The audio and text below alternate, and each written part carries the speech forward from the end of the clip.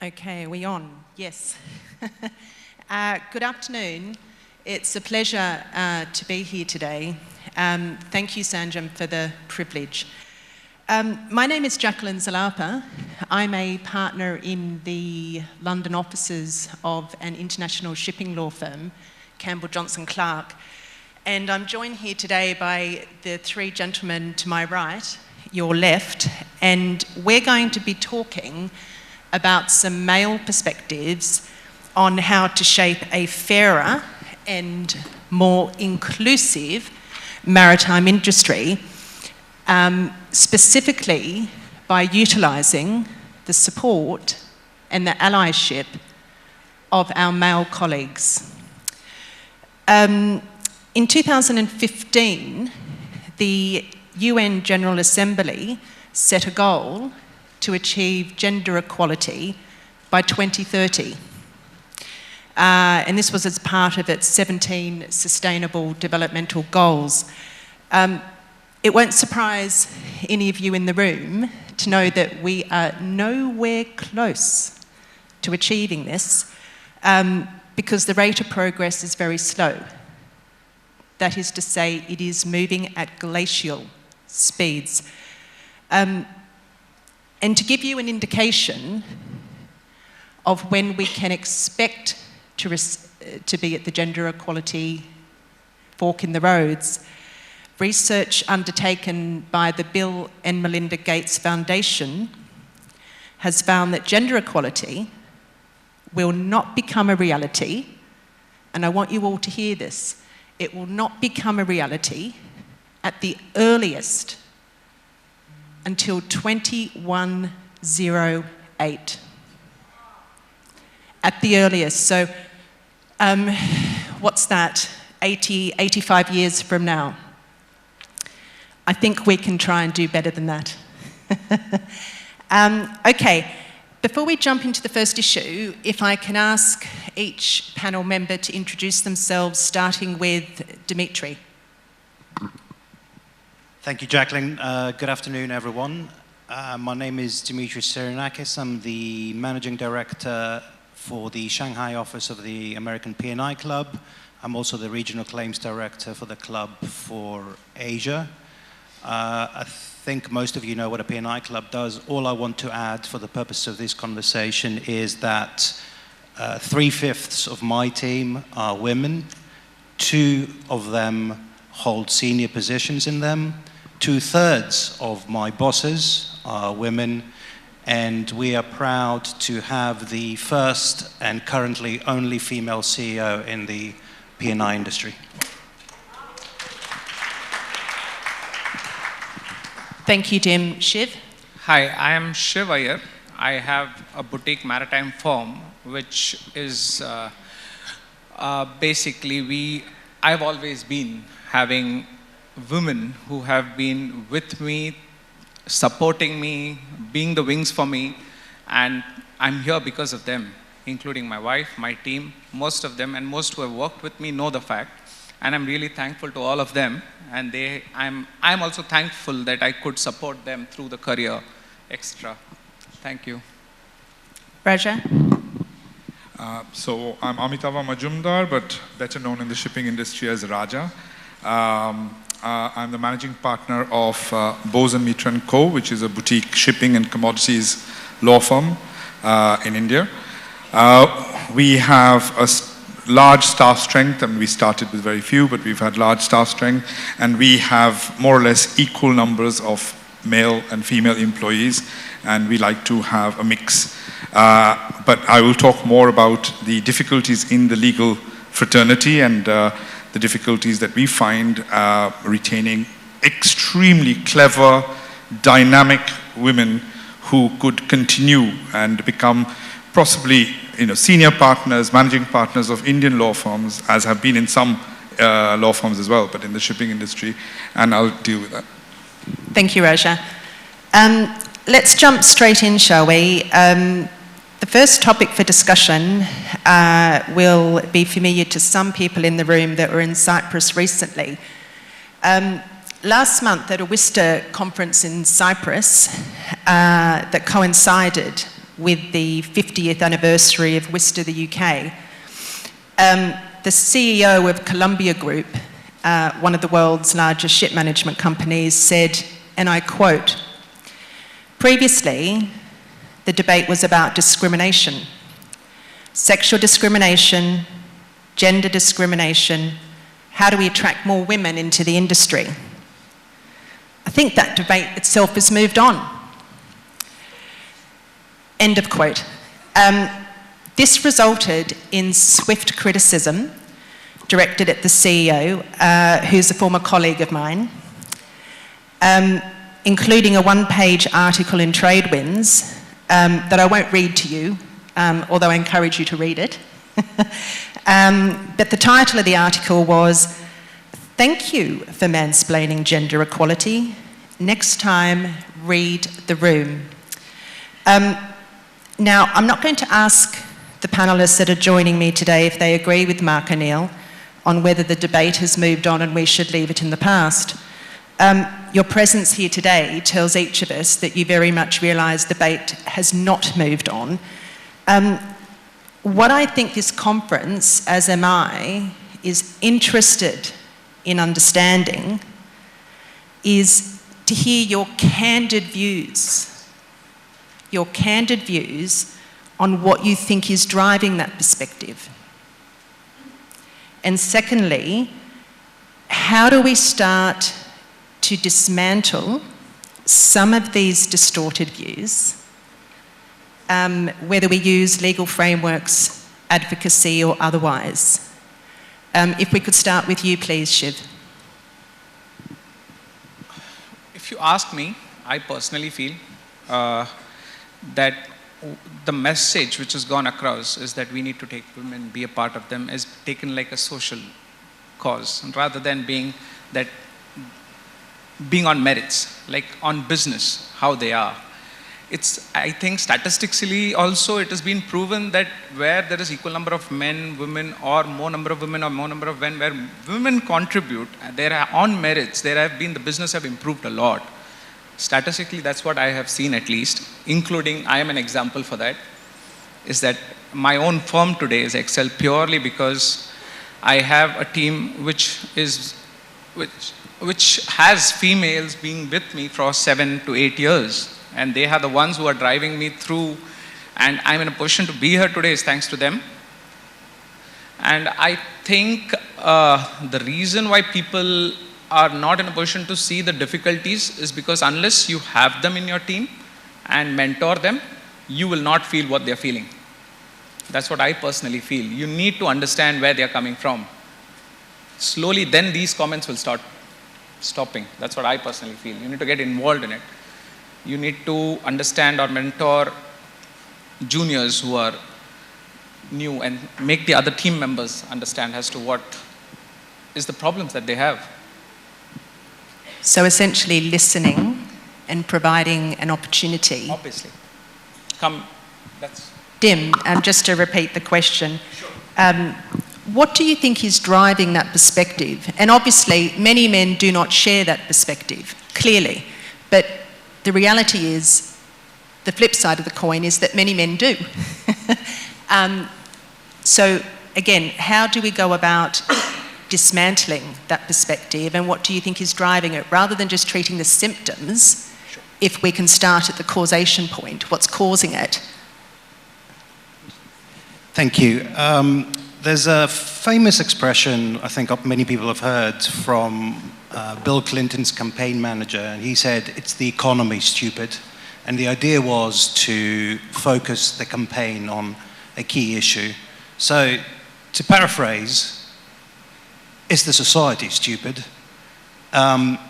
Industry does not exist in isolation. It takes its cue from the society within it operates. So if men exist who make remarks like the one you read earlier in a room full of women of all places, then it's societal change that needs to take place first and foremost, so that industry then becomes collared with that change. So fundamentally, we're looking at deep-rooted change that needs to take place. And of course, there are within industry specific changes that need to be made, and I'm sure we will discuss those today, but it's a fundamental societal issue of gender and sexual discrimination that persists, that permits some men to still make those statements to this day, and of course arrest any possible progress. Yeah, I tend to agree, Dim. I agree it's a good point that this is really a macro issue, isn't it?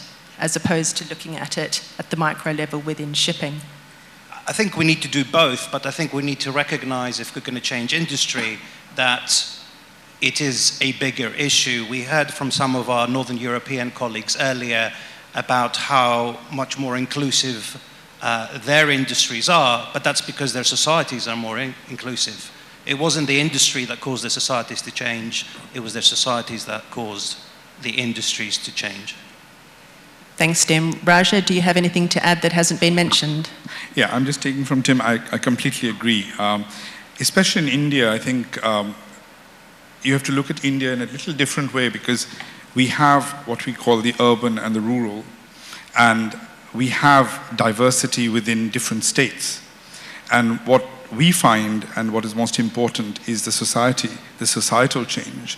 Because what we find is there are very, very clever women who join us after having done their graduation in law, done their masters in law, coming back from regional cities, but only to find that after 3 or 4 years, their parents call up saying, you must come back and get married. Or call up phones and say, look, this is not right, or this is not right. I think I was brought up in England, so I'm used to the society in England where if you are an adult, you are an adult and parents don't interfere in your working life. And one of the first changes that needs to be done is that parents need to be more supportive, because Indian culture is a very parent-supportive culture. So if parents don't support their daughters to get into the field and support them to be working as well, then the industry can also assist. But before the industry can assist, we find that there is a lot of regional pressure which comes in for them not to be able to continue. And therefore, it has to be a society-driven change as well as industry, at least so far as the Indian parlance is concerned. Thank you, Raja. If we jump into our second issue, gentlemen, it goes without saying that women are underrepresented in our industry. And what I mean by that is it's self-evident in the senior leadership positions, whether it's seafarers or the commercial sphere, legal or insurance. What I'm interested to understand is, why do you think women in senior leadership positions are underrepresented? Yes. We'll start there. I won't go on, I'll save the second part for a moment. But yes, what do you think is the reason that women are unrepresented in the senior leadership position? I stress, in the senior leadership position. Dim. Thank you. I think part of the problem is that if you look at the shipping and legal industries, it's a confluence of probably most two conservative industries known to humankind. The industries have and continue to some degree continue to be dominated by men. Unfortunately, particularly by people like me, so middle-aged white men. But when those positions and networks are dominated by people like me, it is very difficult to create the opportunities for women to rise to those positions. And then when there is no visibility or as much visibility for women in those positions, it becomes difficult for women in the early stages of the career to see someone and aspire to climb the ladder in those industries, and then that creates a vicious circle of not enough people at the top, not enough people coming in the early stages to kind of start climbing up. So I think the biggest change, the biggest problem is a rather staid, old-fashioned, male-driven, male-heavy senior leadership that up until now has been largely unable or unwilling to see that things need to change in order to bring in more women into those positions so that they can then implement changes and changes that they feel are necessary for the industry to change. If I can just touch briefly on part of what you said, Dim, where you have, and I'll use your words, a large amount of the senior leadership positions occupied by very charming white middle-aged male. And part that is one of the causes for women being underrepresented in senior leadership positions. Raja, why do you think that is? Just because you have a certain profile setting, and I thank you, Dim, for being so candid with your input. But Raja, why, by virtue of having what Dim just explained to us, sitting largely within that profile, why does that in and of itself make it difficult for women to get into the senior leadership positions? So in August 2020, there's two surveys which were done in India. One was done by the Gender Diversity Survey by Anglo-Eastern and Vista. And in 2019, it was done by Sitara Shipping, along with DG Shipping and UN Global, Compact and Sandvik. And the reasons that they came up with were, the largest reason, which is 18% of the reason, was unable to balance work and family responsibilities in the Indian parlance. Then it was 16% was lack of physical strength, 12% was missing of professional education merit, 10% of lack of leadership skills, and so on. But so far as the Indian parlance it appears, and I would probably agree, is that they find it's a balance between work and family. Because, and of course what was said is that you need the people to be there within the organization for long enough to go up to be management. And that is lacking because within 3 years or 4 years, they leave. And therefore, their male counterparts who continue obviously keep going up the ladder. And when they return, they have to restart where they left off. So the male counterpart's already gone up. And there are so many numbers that can go up. Thank you, Raja. What I would add is, if I understood you correctly, because of a temporary absence that some women take to leave their career, which I'm assuming you're referring to having a family, possibly. Getting married, yes. Correct. What I would note from my own personal experience to every male and female in the room, particularly for women and for their significant others that wish to support their partner in progressing their career, in my own experience, the most important decision you will make will be who you choose as your spouse. Because we need equality at home with the children and the housework if we're going to be in a position to procure it in the commercial sphere.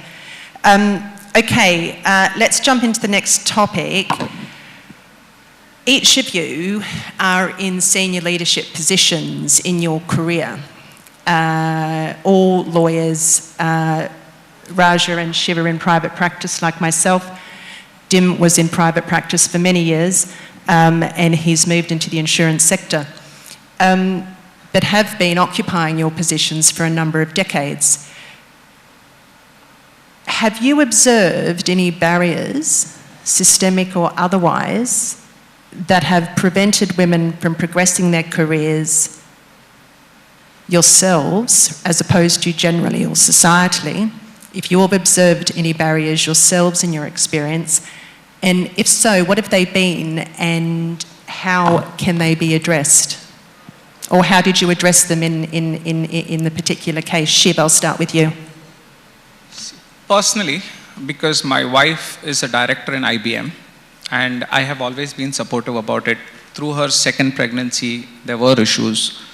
So I have known the difficulty of both parents working, kids, etc. We balance it out. That's how we do it.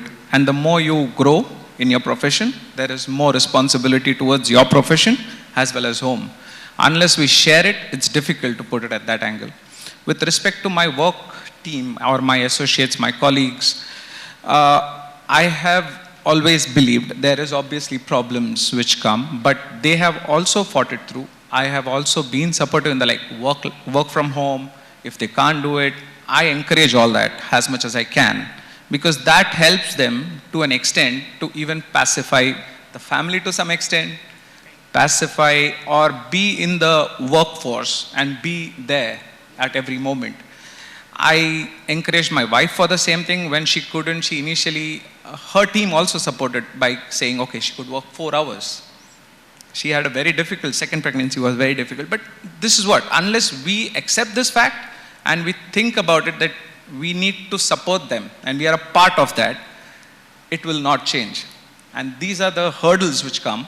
And the only way the hurdles can shift is unless you own up to the responsibility, work-wise and otherwise, personally.